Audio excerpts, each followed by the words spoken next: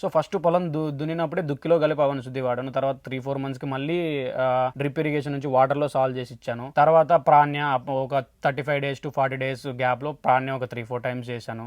ఈ మైకో కూడా పొలంలో దుక్కిలోనే కలిపిచ్చేసాను. సో పక్క అవన శుద్ధి ఈ ప్రాణ్యాచితో వాడని వాటికి ఇప్పుడు వాడిన వాటికి డిఫరెన్స్ అయితే క్లియర్గా కనిపిస్తుంది.